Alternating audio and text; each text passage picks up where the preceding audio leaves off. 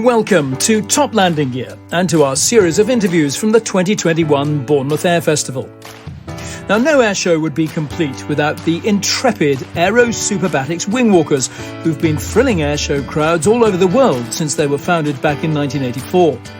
They fly the Boeing Stearman, a biplane trainer from the 1940s, with the Wingwalkers climbing from the open cockpit onto the top wing to perform various moves, while the aircraft perform aerobatics in close formation at speeds of up to 150 miles an hour and pulling up to 4G.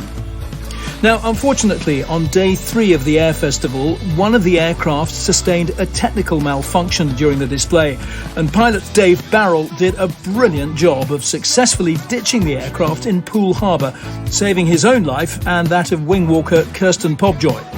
Her great friend Emma Broadbent was the wingwalker on the other aircraft, flown by former Red Arrow and Jaguar Display pilot Andy Cubin, who circled overhead for some time, but then had to land back at Bournemouth unaware of the outcome of the crash.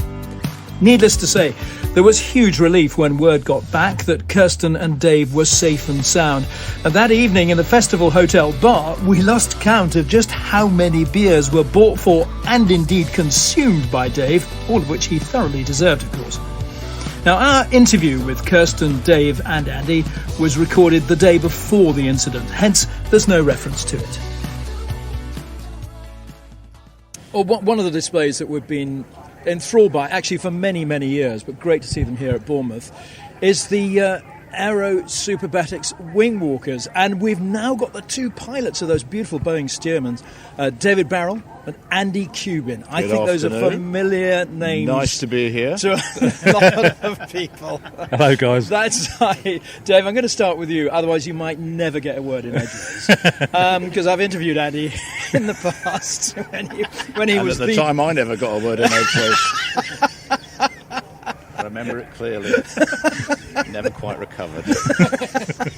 So it's already started. Yeah, it already started. Yeah. So we'll get on to Andy's life and career shortly. But Dave, the Wingwalkers thing has been a big part of displays for many, many years, and I think you are the most senior pilot now, and you've been with them for something like 15 years. Exactly that, yeah, 15 years.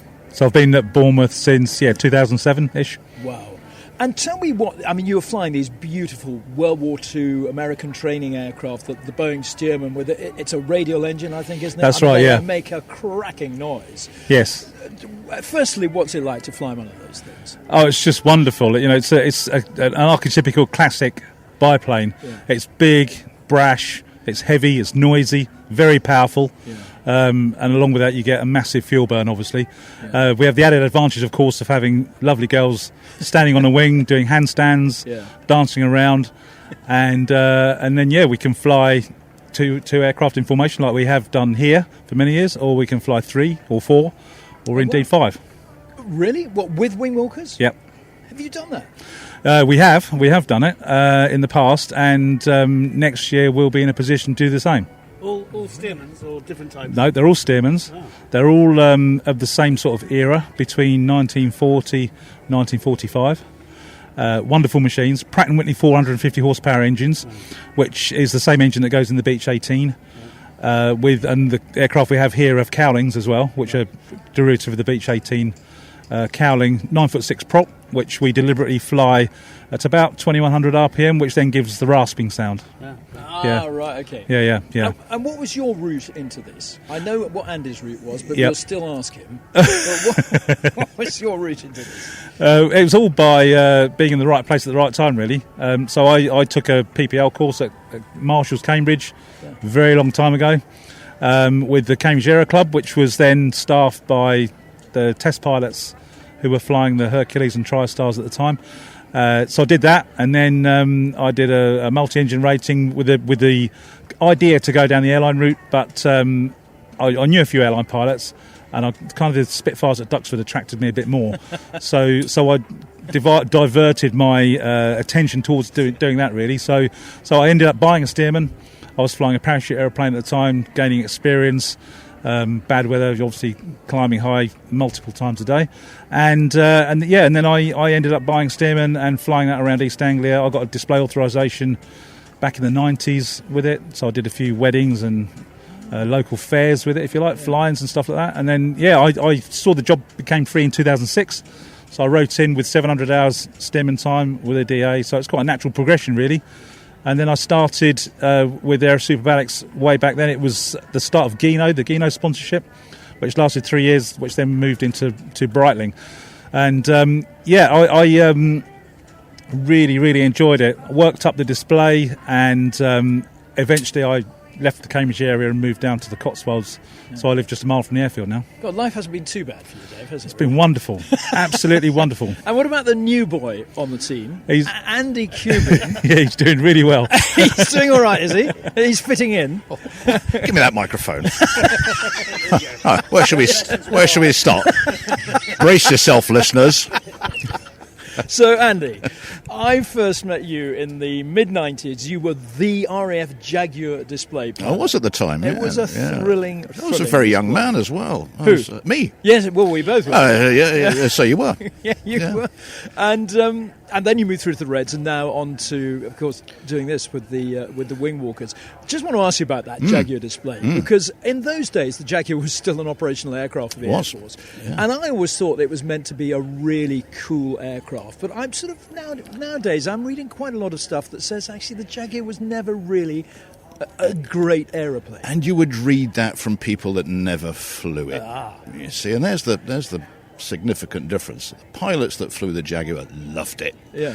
I mean, for a start, it was a single-seat aeroplane, so you were in charge of your own destiny at all times. You didn't have a navigator in the back to help you out. It was all down to you and your management of the workload, which was significant at times. You know, it could be quite busy in single-seat operations, and it proved itself in the Gulf War as a completely capable machine. Very good at flying in a straight line, very quickly, very accurate weapon aiming system. Put the bomb on the target, no arguments, turn around, come home. And it could take a bullet or two in it as well, you know, and came home every now and again with the odd hole in my machine, and easy to patch up, put some sellotape on it, or the equivalent of sellotape, and it was operational the next day. So very robust and reliable, because there were relatively few computers in it. And that's the big difference between then and now. The aeroplane was only really one step up from the Hawker Hunter, which was simplicity itself. You moved a switch and something happened, and that was it. And there was no sort of funny gadget in between to sort of determine what it thought you wanted. You know, you tell it what you want, it does it for you. And what was it like to display? Fantastic. I mean, bear in mind, we used to fly it with only about a third of the amount of fuel you could get in it. So it was nice and light, it was clean, we didn't have any tanks on it, so it just had pylons and lightweight, and off it went. No guns, you put your luggage, your disco kit and your underpants where the guns used to go, and off you went, and tour around Europe with this thing, and some support and ground crew that drove around in the car. It was just fantastic, great fun, and it really went well. I remember it was a fabulous display. I remember you telling me a joke which went completely over my head during the interview. All jokes do. But there's something called the Cuban roll in aerobatics, but you developed something called the Cuban Five.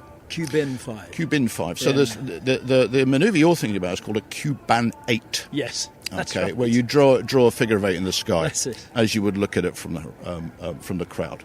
The Cuban 5 was a 5-stage manoeuvre that I had never seen done anywhere else. So I thought, I'll throw it together and I'll put my own name to it and forever be written down in the annals of aviation history as a result. Thank you for bringing it back up again, because it was long and forgotten. But it was effectively a 4-point roll interrupted by a full roll from upside down to upside down. So there's 2 stages of a 4-point roll to put you inverted. Yeah. Then I rolled from inverted to inverted. Yeah. Number 3, and then 2 stages of the 4-point roll out. So there we go, Cuban 5. I think the current Jag pilots are still displaying the same. Are they? The same thing, yeah. Jag pilots? Yeah. Really? All the Jaguar display teams at the moment use that same manoeuvre. Jaguar? Yeah. I mean, there aren't any, but they will. And they say most of them aren't alive anymore. Is it?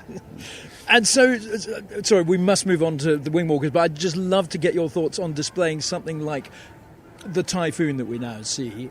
How would that in terms of what you're doing in the cockpit, flying a Typhoon, which is very much a computerised aircraft, yes. How different would that be? If Absolutely you no were idea. No. I don't know what you're asking me that for. I've never flown a Typhoon, No. but every pilot will attest to the fact that whatever input you put into a flying machine, it does the same irrespective of what you're in. Yeah. Pull stick back, cows get smaller. Keep pulling stick back, cows eventually get bigger again because you do the full loop and you come down. Yeah. And so controls work the same in any aeroplane type you fly. They will feel slightly different, of course, in a mechanical machine like the Stearman, where there are no hydraulics to enhance the controls. It's you against the air forces acting on the control surfaces, whereas the Typhoon will have computers to make life nice and easy, and hydraulics and fly-by-wire and stuff like that. So you don't have to work too hard at manipulating the controls. So there'll be a difference in the amount of force you put in on the control column, but they work in exactly the same way. Pitch and roll in it's just physics. Yeah, interesting. So from Jaguar Reds, I'm going to foreshorten this, and now you're on these wonderful Boeing Stearman. How much do you enjoy this sort of display flight? I've never been happier. Never been happier. The formation skills that you learn in your Air Force career it's a basic skill set. It's something you learn, and it's a bit like riding a bike. It never leaves you. It doesn't matter how long you've never ridden a bike. You get back on a bike, you know how to ride it. Yeah. Well, if you've done enough display flying, and I have, you don't forget the skills. What's really challenging is getting it refined again, putting yourself in the same cubic foot that you expect to be in time after time. And where the skill set is degraded is if we leave too much time between one display and another. And we've been guilty of that, all of us, over the last 18 months with lockdown, and that the time span between displays has sometimes been quite lengthy. So the fine skills go. We're fortunate enough here to have a wonderful vista, panorama, beautiful weather, light winds, and so from Thursday through to Sunday, you'll see it improve and improve and improve. By Sunday, you'll be gasping with admiration. Have you actually noticed when you're there that I'm not quite as sharp as I usually am? Yesterday was a case in point. I've not flown a formation display for 3 weeks. Right. So yesterday was the first in 3 weeks. And it doesn't take long. Back in the Arrows days, we had a 4-day currency time. If we didn't fly a show in 4 days, we would have to do a practice display before we went back in front of the public. And that's how quickly the fine skills would deteriorate. And the same for you, David. Obviously, you feel exactly the same. No, absolutely, yeah. I mean, obviously, after lockdown, you almost have to get back in the aeroplane just yourself and fly around just to refamiliarise yourself with the way it behaves. But then, Andy's quite right. When you're flying close formation, it takes that extra practice time to get back into close formation. And certainly yesterday was a good one for us because obviously it's a vast area. Yeah. The girls are in arabesque at the end for nearly 2 minutes, and it's a really long display line. So for us, it's very good for us to get back into the groove out there, but also obviously at the airport, the hold. Today, fingers crossed, will be better. Yeah. Saturday and Sunday will improve all the time. You say the girls are in arabesque. Are you good on your dance moves, Dave? Only that one. I'm no expert by any means. I was going to ask actually, how do you formulate the display? And you must do it in conjunction with the girls. Yeah. Who determines what moves they make, and how much scope is to change the display from one season to another? Yeah, that's exactly right. It's a good point. In 19 we had a routine. Then last year, COVID obviously knocked a lot out, but we worked up a new routine with feedback from the general public, the crowd, as it were, and we changed the beginning slightly, and then we changed the end as well. The crossovers and the opposition stuff in the middle remains very similar, but we just obviously worked that up to make it a little bit more exciting. And so what we do, myself and Andy, we sat down and we worked out a routine, flew it, make sure it was okay, and then we go through it with the girls on paper.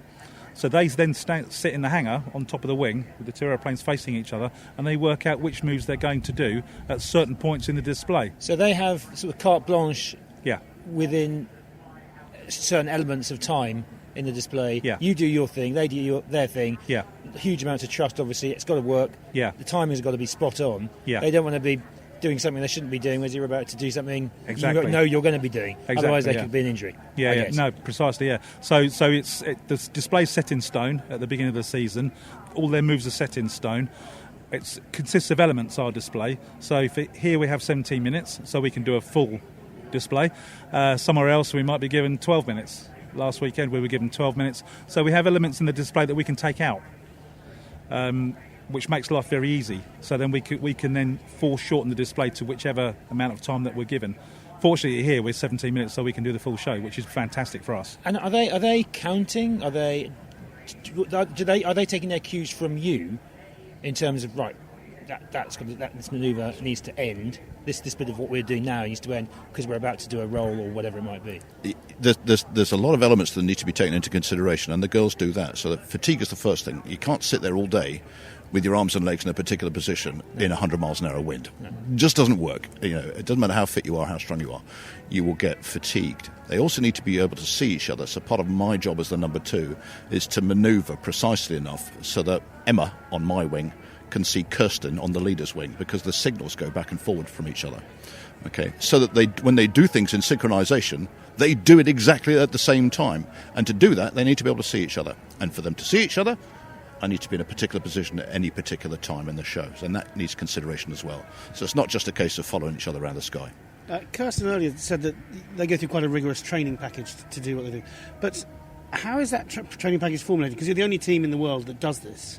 Is it something that you've evolved and been then the CIA have said, yes, that's good enough training package? Or is it just what you think needs to be done to make it safe? Yeah, it's largely experience from 30 years ago, maybe more. The early days, Vic, with trial and error, seeing what would work, what wouldn't work, how moves flowed into one another. The wingwalkers of old have handed down their skills.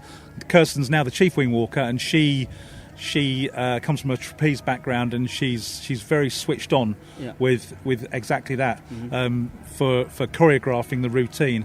And you're exactly right. There's some places of the routine where we turn. Say after a pass we'll turn, and at that moment she gives a signal, and they come out of that move, and then they'll go into an idle position, perhaps somewhere with their arms down, which looks graceful, so they're having a rest, and then once we come round back onto another move, she'll make a signal, and then they'll change. Is there any verbal communication going on between you and the girl on your aircraft? No, none. No. Verbal communication is impossible. Right. To the point where we've even tried to put microphones on them to see if we can pick up their voices. Yeah. And even with the microphone right in front of their mouth, you can't hear anything except wind and engine. Yeah. Myself and Andy, we're talking to each other all the time. I'm generally listening, cueing. I'm generally cueing the manoeuvres, and Andy then responds where he needs to. Yeah. And I'm calling the smoke on and off. Right. Normal standard display calls. The girls, they communicate with each other just by hand signals. So if there was a drama, one of them got injured or whatever it might be, they could can the display by hand signals between themselves. But how would they communicate that? But to any hand signals to us. So you right. So if it, indeed, yeah. But if generally we have spare capacity, so as we're flying around, I can just look up. I only have to look up, and I can see. So she's right there in front of me. Okay. Same for Andy. If they have a problem, it's thumbs down. We throttle back 80 miles an hour. They unstrap and they're back in the cockpit. And we practice that beginning of the season. They can normally do it in 10 seconds from being given the signal. We might give them the signal. If we have a problem and we need to break off, technical problem with the aircraft, we give them a wing waggle in the seat, and they're down in 10 seconds. And as number 2, obviously your focus is mainly on your lead aircraft for most of the display. Yeah. But you're also checking your wing walkers. Well, I'll rely very much on Emma getting it right. I mean, and that's the nature of the beast, is that we all have our individual roles to perform, but we rely on each other to get it spot on. So it's a standard operating procedure for it's an SOP. Yeah.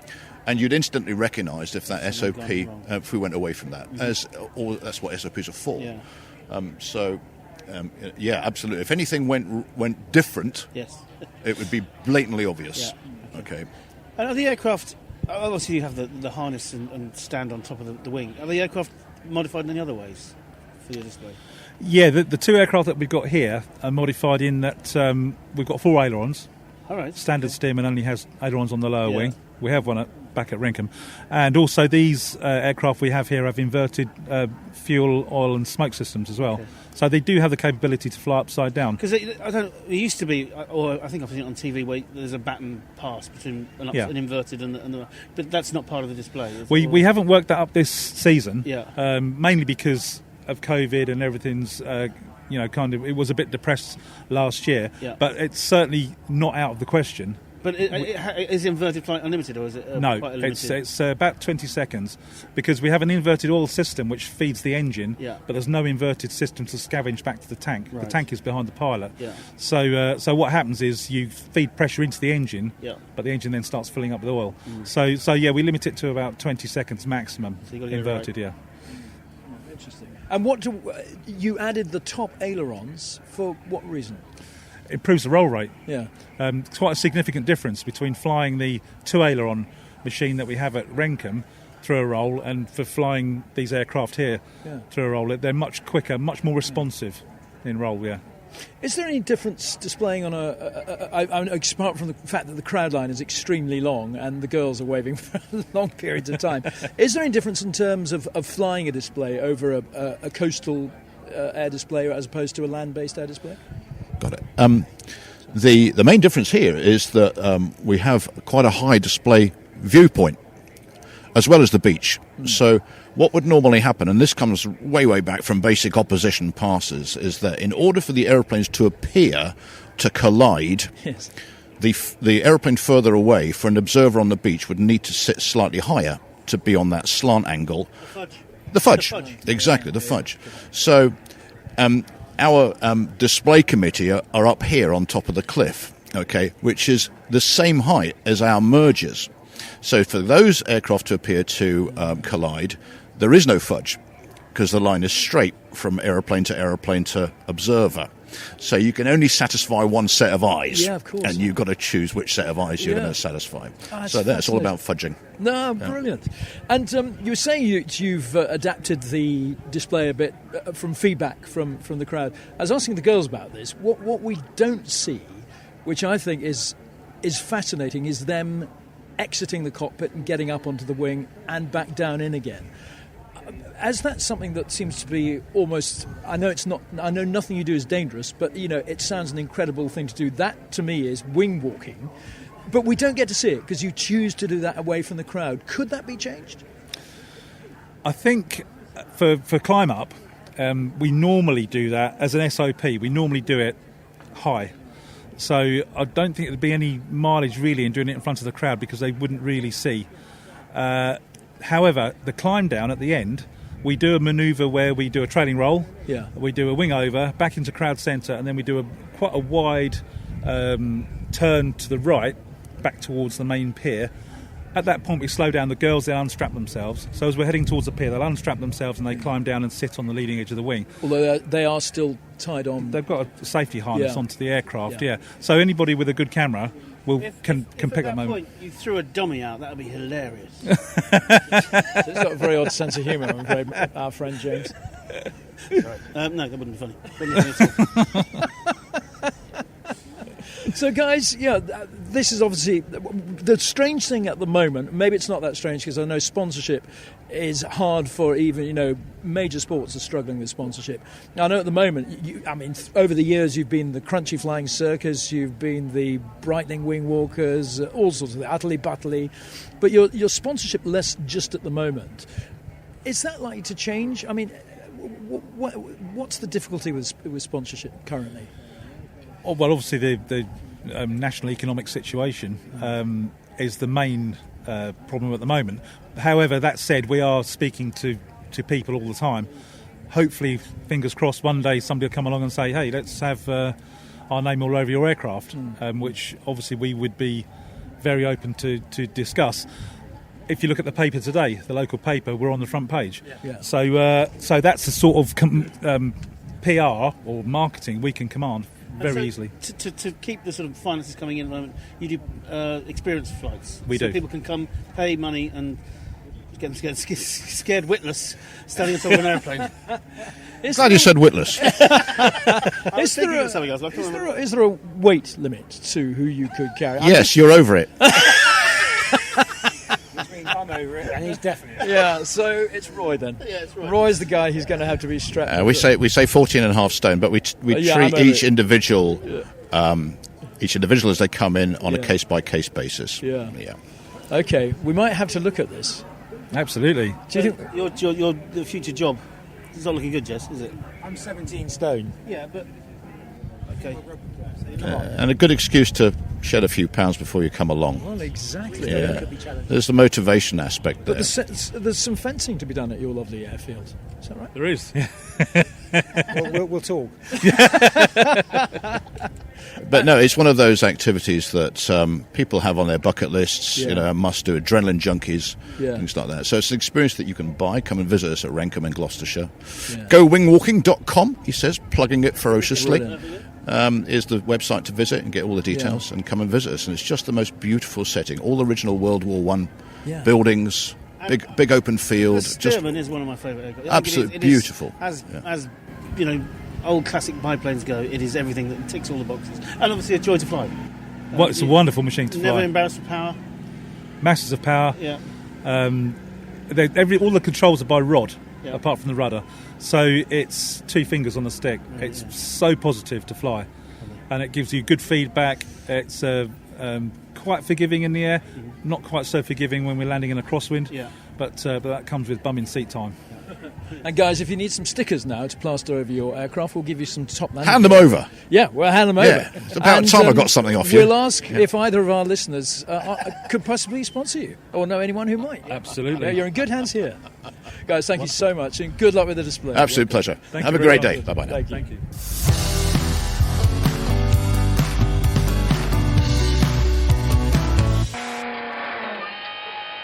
Well, it's day 2 of the Bournemouth Air Festival. The sun is shining. It feels like it's very early in the morning after a very busy day for us all yesterday. And some of the performers are already up, including Kirsten Pobjoy, who is one of the Wingwalkers.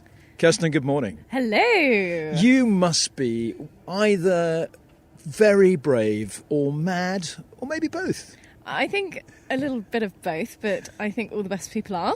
So, yes, I love my job to pieces. It's so much fun, and Just to describe what you do, you and your colleague Emma stand on the top of an old Boeing Stearman biplane, That's correct. and which then performs aerobatics with you basically tied to the top of the wing. Yes, it's amazing fun. So we have a special 5-point safety harness that allows us to swivel around and stuff on top of the wing, so we can do handstands, and we have an extra safety wire which allows us to climb around the aeroplane while it's flying, which is lots of fun. And we climb around, and the aircraft do formation manoeuvres, opposition passes, aerobatics. It's a whirlwind of a show. Blimey. I've done aerobatics sitting in an open cockpit. I've found that terrifying enough and uncomfortable. But to be out in the open air, I know you say you're tied on, but I mean, the first time you ever did this, you must have asked yourself, why am I doing this? And wasn't it just utterly scary? It's not scary at all in the slightest. Wingwalking is just so much fun. That's why I love my job. But the first time I went wingwalking, it was my job interview. It was the most interesting job interview I've ever had. Sort of strap yourself on top of an aeroplane and go flying. It's also when we'd had some horrific snow. So I was driving to the airfield with snow taller than me on either side of the road, thinking, what am I putting myself in for? But as soon as I took off, I just loved it. And I called my mum as soon as I got down. I said, She was relieved. I said, I have to get this job. I just don't know what I'm going to do if I don't get it, because it's just so much fun. It really is. And what was your background? What had you done before that made you think that wingwalking might be a profession for you? So, I mean, it was pretty random that I sort of applied for the job. I heard about it on the radio, the job advert, and I thought, why not? Sounds really fun. So my background is in trapeze, so that's what I trained doing. Oh, so you were already slightly mad? Yes, Yeah. already slightly mad, just getting madder by the day. But yes, I went to do my professional trapeze training. I got a place, and the same week I got this job. So it was a real crossroads in my life. Do I go into the thing I've been training to do, or do I go into something completely outlandish and different? And I'm so glad that I took that step because of the opportunities it's given me has just been insane. Well, that sounds to me like a motivational speech. And I think anyone who's listening to this should take that on board. Follow your dreams. Yeah. I really think it is, because it's... When I first started the job, I mean, I didn't have a lot of confidence in myself, and it really pushed me to realise, actually, sometimes if you just take that step, you don't even know the magical things that can come from it. And it's just been the most wonderful experience ever. Yeah. So you say you're connected by the 5-point harness normally, but also you have a wire. Yes. Now, does some of your sort of job involve coming off the 5-point harness and just being on the wire? Yes, so for the last half of the show, we unstrap from the main harness on the top wing, and then we use various handholds and stuff around the aircraft. So we're essentially, it's an illusion that we're not strapped in. We're always strapped in. We're never not strapped onto the aircraft. We're very safe, but we're free to move as far as the wire allows us, essentially. So the worst case, and I like to look at the worst case scenario. Thank you. If you fall off the aircraft, you're still attached to a wire. Yes. But you're sort of flapping around behind the aircraft. Yeah, so it's not actually that long. Okay. So Has that ever happened? Has anyone... No. Touch wood. Yeah. You don't train for that?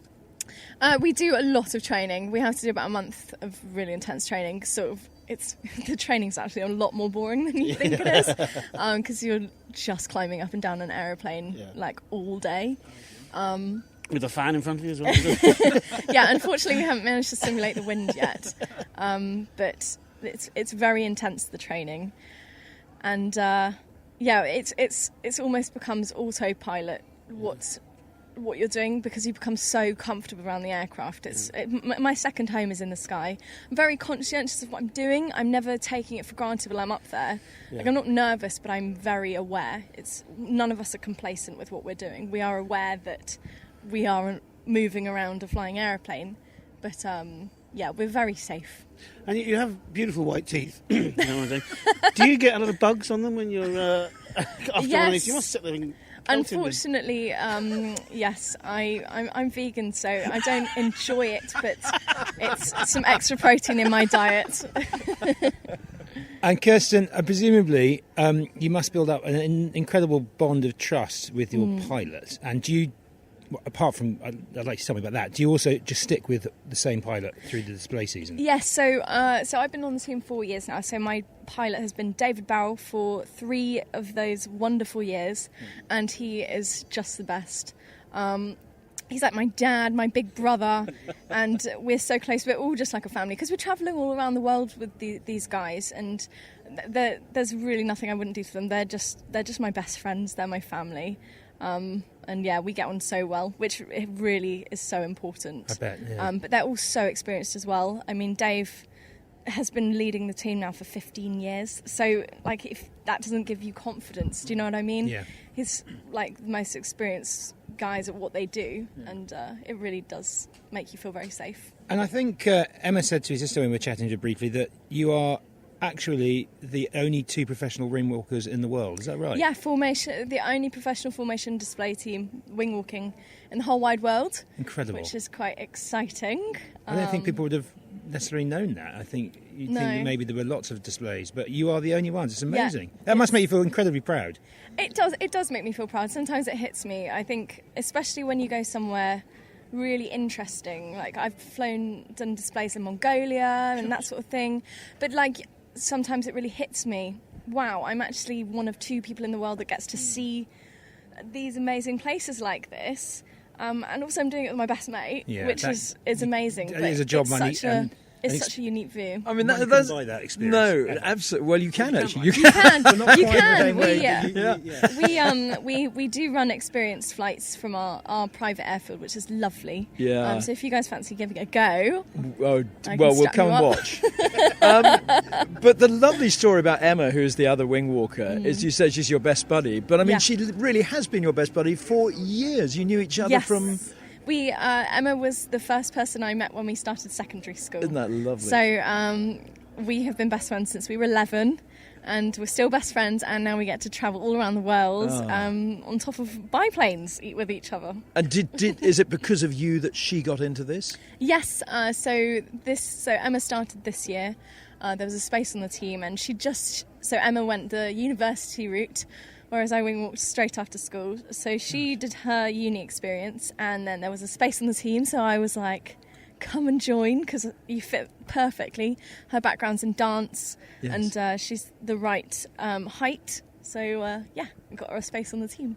So, in the actual display itself, obviously you do a variety of different manoeuvres. What's the most tricky or difficult manoeuvre that you do for you? I'd probably say, well, there's kind of two ways of looking at it. So it's hard to move when you're experiencing G. So when we're in the loop, we've got up to 4G. Mm-hmm.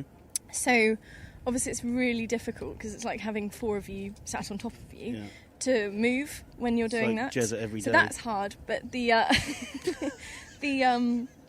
climbing around is probably the most physically challenging part of the display, because you're obviously holding your body weight, and we can go up to 165 miles an hour in the display.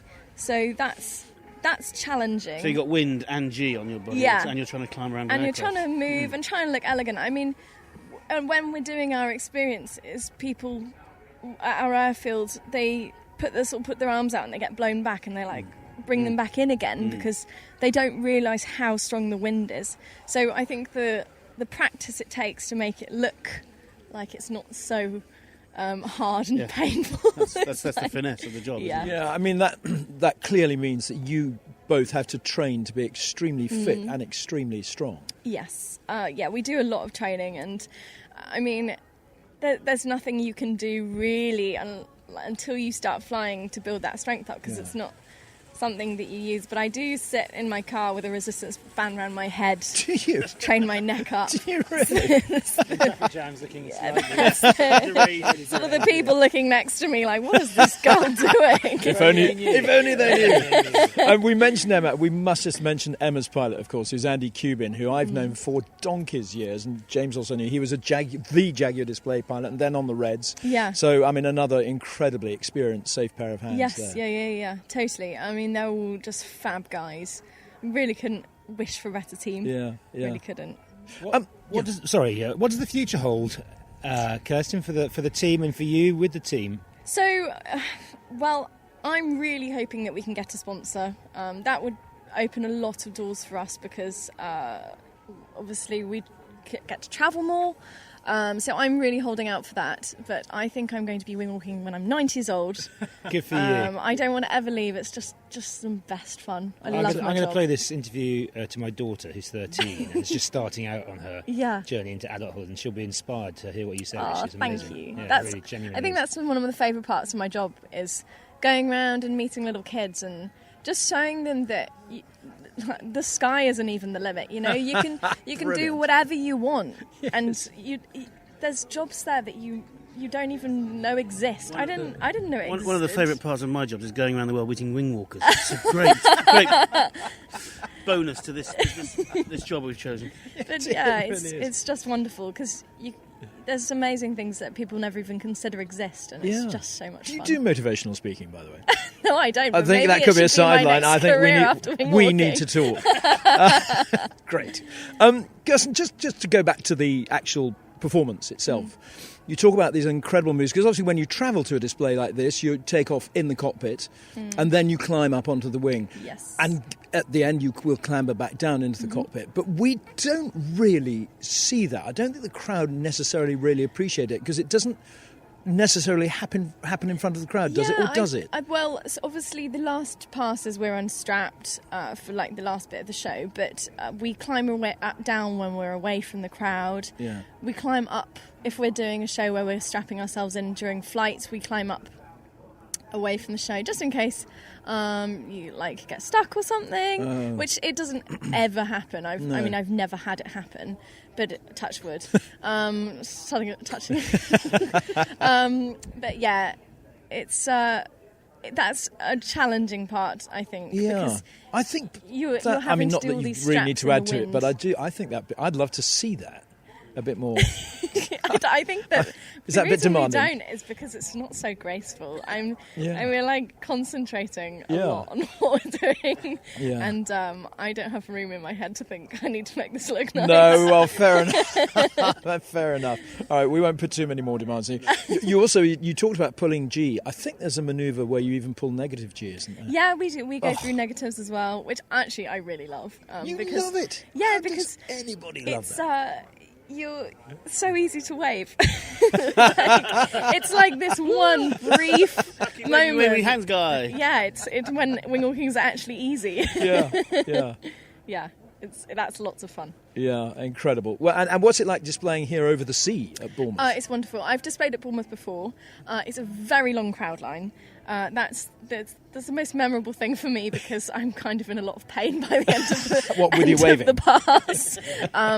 Gritting my teeth a bit, but I love displaying here. Yeah. It's a lovely show and it's just so beautiful. Yeah. I think the special thing about displaying here is having the cliff with everyone being able to see this kind of the same height as you. Yeah. It's wonderful waving at people and having them have that experience of being So you dead actually on. get a kick out of that, or out of what you're seeing? Oh, I love it. Yeah. The views, that's why I'm here. The views are just, like, amazing. Yeah. I love it.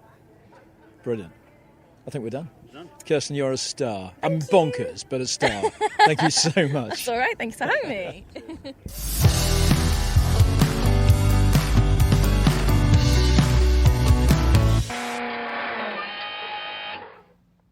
As I said, we recorded those interviews the day before Dave's superb piece of airmanship to ditch the Stearman safely in Poole Harbour. And we'd just like to send our best wishes to the whole team after what was a very scary incident.